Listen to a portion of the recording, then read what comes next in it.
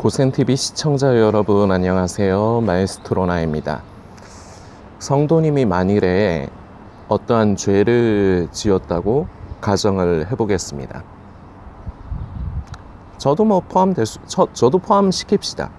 다 같이 우리가 다 같은 이제 입장에서 만일에 우리가 어떤 죄를 지었다고 가정을 해보겠습니다. 그러면요, 그거는 누구 탓입니까? 마귀의 탓입니까? 기본적으로요, 인간은요, 좋은 거는 내 탓이다. 탓을 하길 좋아해요. 그러니까 이걸 좀 나누는 거죠. 좀 분명히 선을 긋는 걸 좋아하는데, 뭔가가 잘 되고 좋은 것은 내 탓으로 여기려고 해요.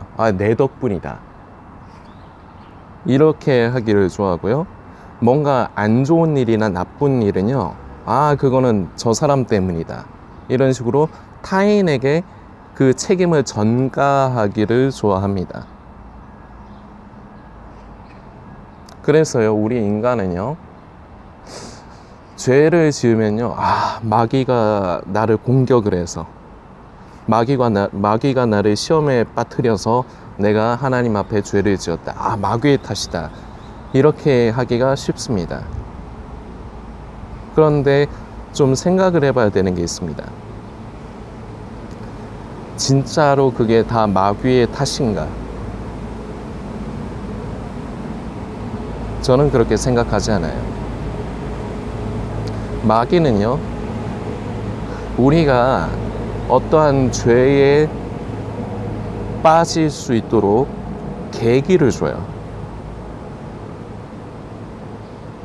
그게 다예요. 그걸 결국은 선택을 하는 건요, 인간의 욕심입니다. 내가 가지고 있는 욕심이에요. 그래서 선택을 하고 죄를 짓는 건 내가 하는 거예요. 창세기의 말씀을 우리는 알고 있습니다. 하와가 선악을 알게 하는 나무의 과실을 먹고요, 하나님께서 왜 그랬느냐 이렇게 말씀하실 때 아담은 그것을 하와의 탓으로 책임을 전가했습니다. 하와는요, 두려워서요, 그걸 또 뱀에게 전가시킵니다. 참 이미 되돌이킬 수 없는 일이고요, 이게 어쩔 수 없는 일이지만, 그때 만일에 아담이 하나님, 제가 그냥 제가 잘못했습니다. 제가 하나님의 말씀을 어기고 욕심이 나서 제가 이걸 먹었습니다. 제가 잘못했습니다. 이랬다면 그럴 적에 제가 그냥 꾸며내 보는 얘기지만, 가정형으로 이제 만들어 보는 얘기지만, 그때 하와는 아니에요. 아담은 잘못이 없어요. 제가 아담에게 먹으라고 해서 그렇습니다. 하나님, 잘못이 있다면 그것은 저에게 있습니다. 만일에 이랬다면 그렇다면 어땠을까요? 그런데 인간이라는 존재가 그렇지가 않은 것 같아요. 특히나 속에 죄성이 있는 인간이라는 존재는요, 잘 되면 내 탓이고요, 나쁜 일이나 안 되면 남 탓을 합니다. 다시 말씀드리지만요, 마귀는요, 우리에게 계기를 줍니다. 그런데요, 그걸 선택을 하고요, 결국 죄를 짓는 건요, 다시 말씀드리지만 인간이 하는 겁니다. 그래서 마귀에게 모든 잘못을 뒤집어 씌울 수 없어요. 넷플릭스 드라마 중에요, 그녀의 이름은 난노라는 방콕 드라마가 있습니다. 방콕이 맞는지 아닌지 제가 지금 헷갈리는데 맞을 거예요. 하여튼 그쪽 계열, 동남아 계열의 나라의 드라마예요. 넷플릭스를 이용하시는 성도님들도 계실 텐데요, 보신 분도 계실 거고, 보시지 않았다면 한번 저는 추천해 드리고 싶습니다. 그녀의 이름은 난노.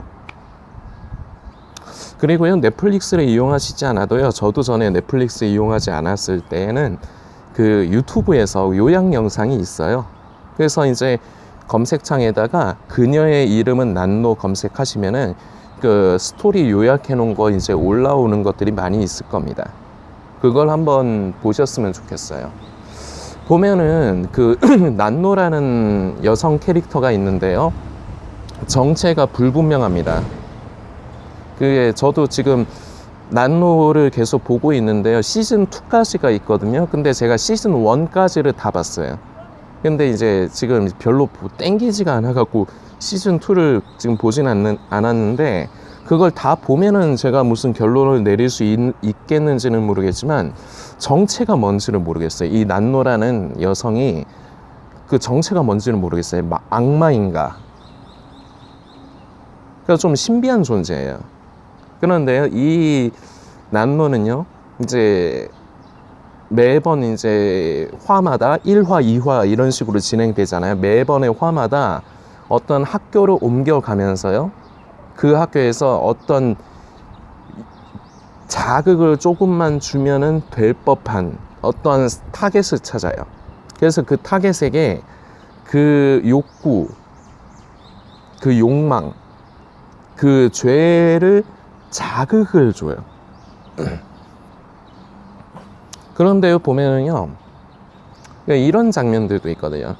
그 결과적으로 죄를 선택을 해서 그 사람이 거의 파멸적인 결과를 안습니다. 근데 그때 그 사람은 난노에게 손가락질을 하면서 난노에게 너 때문이다, 이런 뉘앙스로 이렇게 말을 하는 경우가 있어요. 근데 난노는 말합니다. 내가 그렇게 했냐? 그걸 선택한 건 너잖아.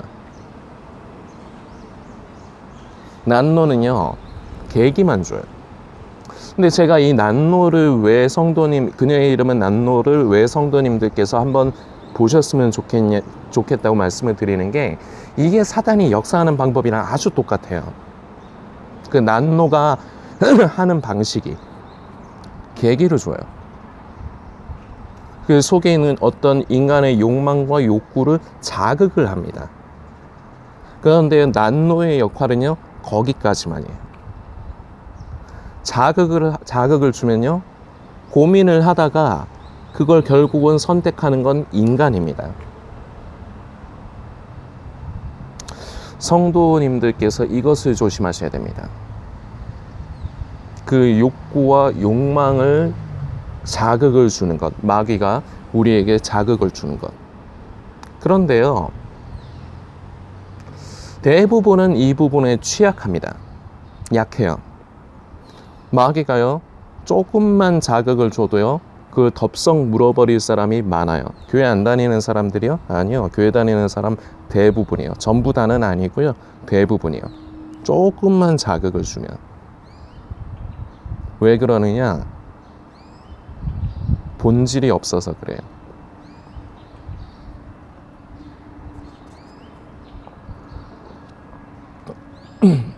그리스도인의 본질.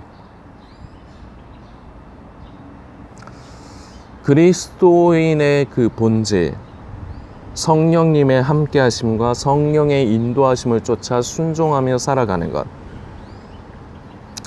이런 사람들은요, 세상 사람과 비교했을 때 가치관이 달라요.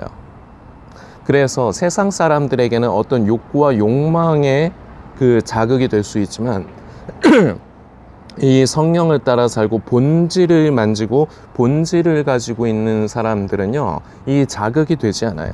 물론 조금 끌리기는 하겠죠. 그런데 그게 그렇게 나에게 중요하게 느껴지지 않아요.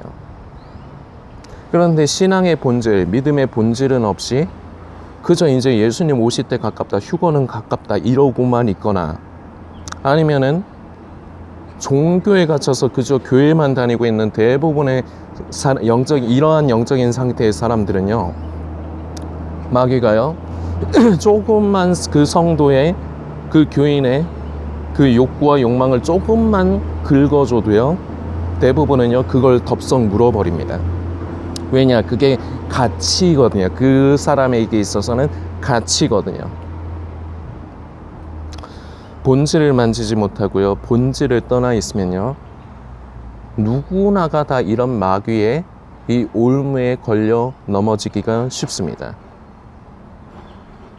그래서 가장 최고의 해결책이자 우선 우선적인 해결책은요, 우리가 믿음 안에서 과연 그리스도인의 본질이 무엇인가?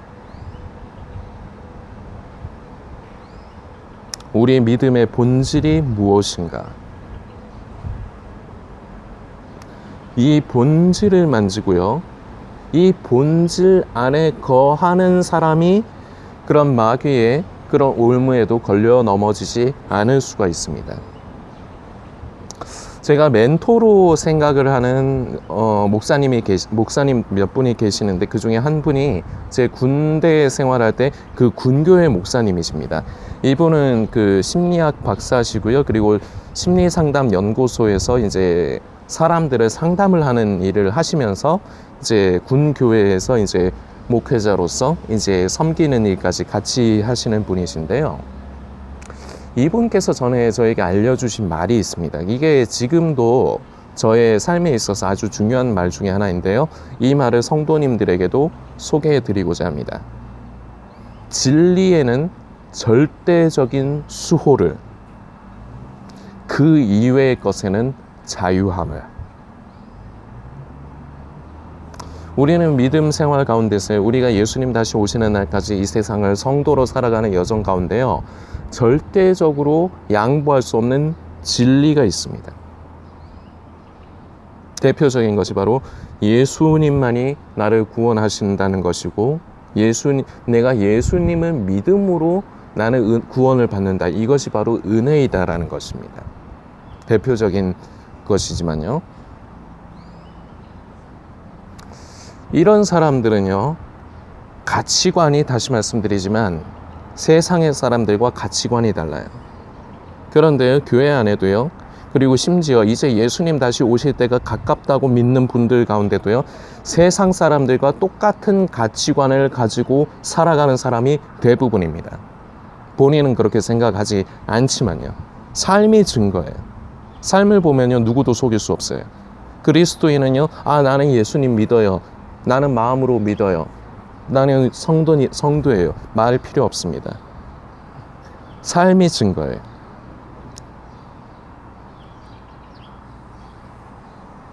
가치관이요, 똑같아요. 세상이라고 선 긋고 나누는 세상 사람들과요, 가치관이 똑같아요. 그러면요, 결국은요, 마귀가 조금만 그 욕심을 자극해도요, 그걸 선택을 하게 돼 있습니다. 돌아봐야 돼. 나는 무엇에 중점을 두고 삶을 살아가는가? 내 삶의 주인의 자리에 내가 앉아 있는가? 우리 주님께 내가 그 자리를 내어드리고 있는가? 결국은 이게 우리 성도라는 사람들이 예수님 다시 만나 뵙는 날까지의 싸움이거든요. 주도권의 싸움. 그래서 삶을 주님께 내어드린 사람은요, 그래서 주님께서 그 사람의 그 인생 가운데 주인이 되시고 다스리시면요, 일단 가치관이 달라요. 이 가치관이 달라지니까요, 보통 세상이라고 하는 것과, 세상이라고 말하고 선을 긋는 것과 이게 가치관이 다르다 보니까요, 어떤 그 세상의 가치에는 그게 욕구고 욕망이라서 조금만 긁어도 거기에 반응하지만요, 가치관이 달라지고 변화된 진정한 그리스도인 성도들은요, 그게 별반 가치가 없는 일들이에요. 이 말씀을 잘 들으시면서 그 난로 드라마를 성도님들께서 한번 보시면 좋겠습니다. 주님 오시는 날까지 우리는 계속해서 우리의 그 인생의 주인의 자리에 내가 앉을 것인가, 우리 주님께 그 자리를 내어드릴 것인가? 쉽지는 않죠. 내어드림으로 인해서 계속 내어드리고 그래야만 우리의 믿음의 본질, 성도의 본질을 만질 수가 있습니다. 그래야 어떤 면에서 보면 진정한 삶의 변화에까지 이를 수 있습니다. 다른 말로 하면요, 삶의 성령을 따라 믿음의 행함의 열매까지 맺을 수가 있습니다. 성도님들께서 오늘 나눈 부분들을 기억해 주시고 한번 묵상해 보시면서 지금 나의 상태는 어떠한가 한번 돌아보시는 시간을 가져주시길 부탁드리겠습니다.